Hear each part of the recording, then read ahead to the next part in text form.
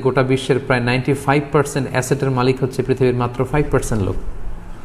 মানে এই পৃথিবীর মাত্র 5% লোকজন বা ফ্যামিলি পৃথিবীর 95% অ্যাসেট বা সম্পদগুলোর ওন করছে বা মালিক তারা। এভাবেই কিন্তু পৃথিবীতে এই দারিদ্র বৈষম্য বা মানবিক বৈষম্যগুলো তৈরি হয়েছে। এজন্য সূরাতুল হাশরের 7 নম্বর আয়াতে আল্লাহ তাআলা এই দিকটা ইঙ্গিত করে বলছেন, কাইলা ইয়াকুনা দুলাতান বাইনাল আগনিয়া মিনকুম। ইসলাম চায় যে সম্পদ যেন আমাদের কারো মাঝে কুক্ষিগত হয়ে না থাকে, বরং সম্পদের তারল্য যেন সবার কাছে পৌঁছে যায়।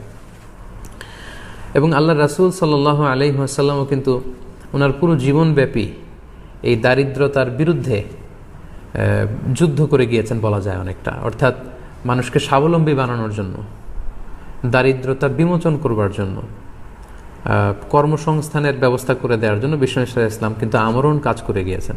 এবং তিনি নিজেও ব্যক্তিগতভাবে দারিদ্রতা থেকে আল্লাহ তাআলার কাছে পানাহ